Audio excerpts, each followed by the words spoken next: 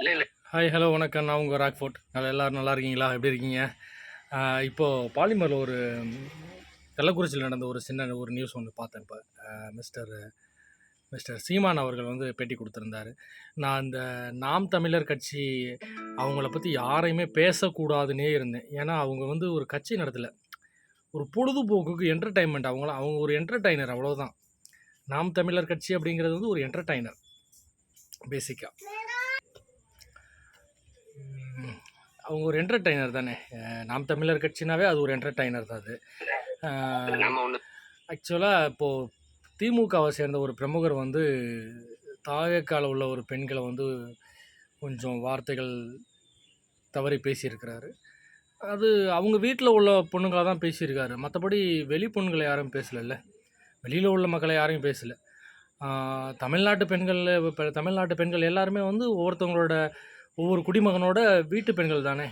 ஈவனும் நானாக இருக்கட்டும், தமிழ்நாட்டில் இருக்கிற ஒவ்வொரு பெண்கள் வந்து என் வீட்டு பெண்கள் தான். அப்படி நினச்சி தான் நான் பார்க்க முடியும், அப்படி நினச்சி தான் நான் பார்க்கணும். அப்போ தான் நான் ஒரு சிறந்த குடிமகன் கூட. அப்படி அவர் நினச்சிருந்தாருன்னா அவர் வீட்டு பெண்களை தான் அவர் தப்பாக பேசியிருக்காரு. அவங்க அம்மா அப்பா சரியாக தான் வளர்த்துருக்காங்க, ரொம்ப ஒன்றும் தவறாலாம் வளர்க்கல. இன்னும் சொல்லணும்னா அவங்க அம்மா அப்பாவும் சரியாக வளர்த்துருக்குறாங்க. அவரோட தலைவரும் திமுகவை சேர்ந்த தலைவருமே சேர்ந்து நல்ல வழிகளை தான் சொல்லி கொடுத்துருக்குறாங்க. அது தப்பாக ஒன்றும் இல்லை, தப்பு இல்லை. அவரை பொறுத்த வரைக்கும் அது தப்பு இல்லை. ரெண்டாவது, அவர் நல்ல கொள்கைகளை தான் படிச்சுட்டு வந்திருக்கிறாரு. திராவிட முன்னேற்ற கழகத்தில் வந்து நல்ல கொள்கைகளை தான் படிச்சுட்டு வந்திருக்கிறார். ஏன்னா அந்த கட்சியை பொறுத்த வரைக்கும் இப்படி தான் பேசணும் அப்படிங்கிறது வந்து அதோட கொள்கை தானே. அது தப்பு இல்லை, அதை விட்டுருங்க. அந்த செக்ஷனுக்கு அப்புறம் வரேன்.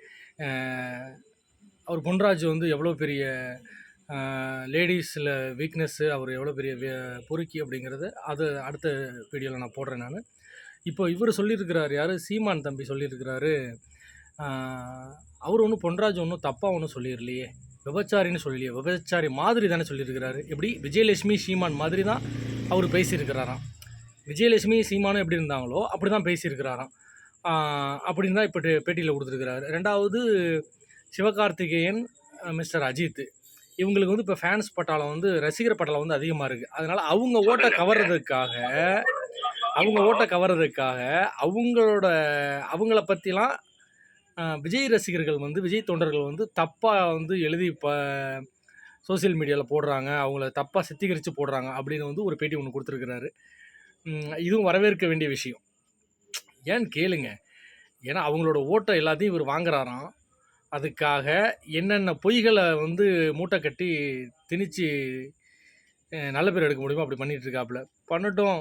இதுதான் முதலும், இதுதான் கடைசியும். இனி ஜென்மத்துக்கும் தலைவன் திரும்ப கூட முடியாது. அந்த பிரபாகரன் அப்படிங்கிற ஒரு பேரை கையில் எடுத்துக்கிட்டு இது ஆடுற ஆட்டம் கொஞ்சம் நெஞ்ச ஆட்டம் இல்லை. இவங்க கூட்டத்தில், இந்த நாம் தமிழர் கட்சி அப்படிங்கிற ஒரு கூட்டத்தில் ஒரு வித்தியாசமான ஒரு மலைக்குரங்கு ஒன்று இருக்குது. அந்த மலைக்குரங்கு பார்த்தீங்க அப்படின்னா சொட்டையாக தான் இருக்கும், சோட்டைன்னு நினைக்கிறாது. அந்த ஒரு அதை பற்றிலாம் பேசவே கூடாது.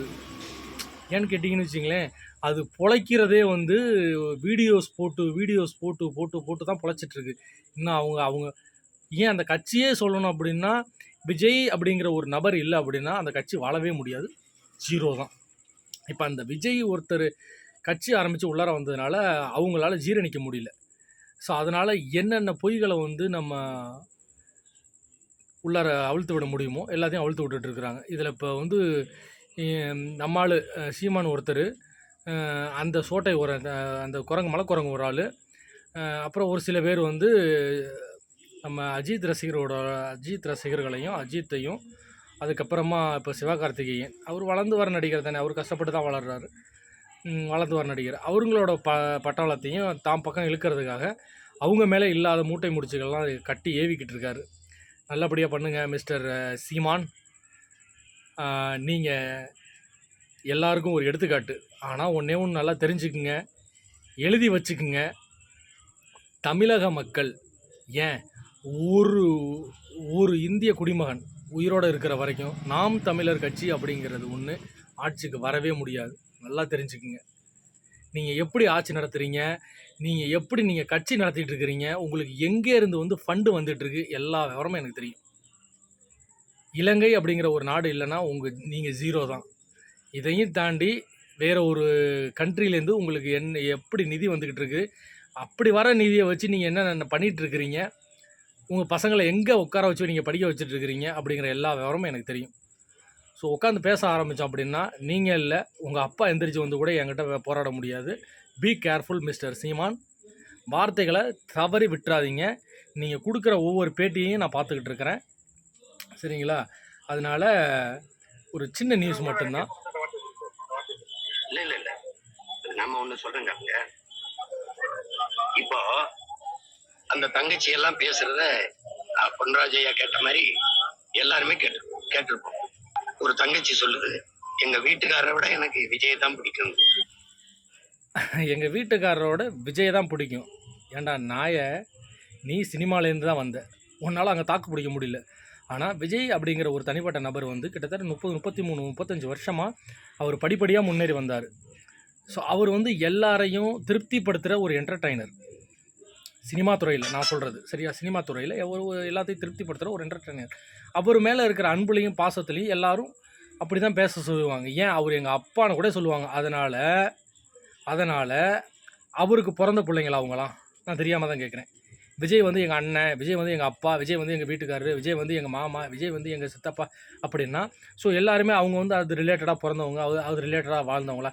நீங்கள் தான் சொல்லிகிட்டு இருக்கிற தீரன் சின்னமலை, அதுக்கப்புறமா யார் பாரதியார், இன்னும் ஒரு சில பெரிய பெரிய காமராஜர் தலைவர்களாம் எங்கள் தாத்தன் முப்பாட்டன்னு சொல்லிக்கிட்டு இருக்கு. அப்போ உங்கள் அப்பா பிறந்ததெல்லாம் தவறான வழியில் பிறந்தாங்களா?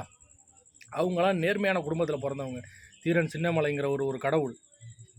அவரெல்லாம் சாதாரண மனிதர் கிடையாது. அவர் ஒரு பெரிய கடவுள். அவர் சரியா, அவர் விடுதலை தியாக போராட்ட வீரர்கள் எல்லாருமே வந்து கடவுள். நீங்களாம் ஆகுனா நாம் தமிழர் கட்சி எல்லாருமே வந்து அவங்க எங்கள் தாத்தன் எங்கள் முப்பாட்டன்னு சொல்லிட்டு இருக்கிறியா? அப்போ உன் பிறப்பு என்ன மாதிரி பிறப்பு உனக்கு? உங்கள் அம்மா பிறப்பு எப்படி? சீமான், ஒன்றையும் பார்த்து சிந்திச்சு பேச கற்றுக்குங்க. It's a very dangerous. இன்னொரு தங்கச்சி சொல்லுது, குப்பையில் ஆட்டோ ஓட்டுறவெல்லாம் 2-3 பொண்டாட்டி வச்சிருக்கும் போது அவர் வச்சுக்க கூடாதான்னு சொல்லுது. நான் குப்பை எழுறவன் ஆட்டோ ஓட்டுறவன் 2-3 பொண்டாட்டி வச்சுருக்கும் போது அவர் வச்சுக்க கூடாதான்? ஏண்டா, நீயே இப்போ கட்டியிருக்கிறது 4வது லிஸ்ட்டு படி எடுத்தோம் அப்படின்னா, நீ இப்போ கட்டியிருக்க கயல்வெளி 4வது உனக்கு, சரியா? மு.க. ஸ்டாலின் அவருக்கு வந்து 3வது, உதயநிதி ஸ்டாலின் அவருக்கு 2வது, அது இல்லாமல் கீப்பு 3, கருணாநிதிக்கு 7, 3 ரிஜிஸ்டர்டு, 4 வந்து அன்ரிஜிஸ்டர்டு. அந்த மாதிரி ஒவ்வொருத்தனோட ஹிஸ்ட்ரியும் எடுத்து நோண்ட ஆரம்பித்தோம் அப்படின்னா நாரி போயிடும். சீமான், நீ சைமன், உன் டைம் இதோட முடிய போகுது. அதனால் கொஞ்சம் கேர்ஃபுல்லாக பார்த்து பேச கற்றுக்க Seeman. It's a very very danger. சொல்லிட்டேன். நான் வந்து உன்னை வான் பண்ணலை. நீ ஒரு கட்சியை நான் வழி நடத்துகிற அப்படின்னா அடுத்த கட்சி தலைவரை இழிவாக பேசுகிறத முதல்ல நிப்பாட்டிக்க. உன் கட்சி தொண்டர்கள் எல்லாத்தையும் கொஞ்சம் கண்ட்ரோலாக வச்சுக்க. நீ வந்து ஒரு இடத்துல வந்து ஒரு செவத்தில் பாலை தூக்கி போட்டினா தான் அது திரும்பி உனக்கு வரும். நீ கையில் வச்சுருக்க பாலை ஒழுங்காக வச்சுருந்தேன்னு வச்சுக்குவேன், உன்னை யாருமே சீண்ட மாட்டாங்க. நீ எப்படியாப்பட்ட ஆள்னு எனக்கு தெரியும். என் தம்பி வரார், தம்பி நவுந்து நெல்லு அடிபட்டுருவேன், அப்புறமாட்டிக்கு அணில். உனக்கு எதுக்கு இந்த பொழப்பு? வேறு மாதிரி பொழப்பெல்லாம் நீ பொழைக்கலாம். உங்கள் வீட்டில் ஆள் இல்லாமல் இருக்காங்க, ஏதாவது சொல்லிடுவேன், அவ்வளோதான் உனக்கு மரியாதை. எல்லாத்தையும் லிமிட்டை தாண்டி போகாத. நன்றி, வணக்கம்.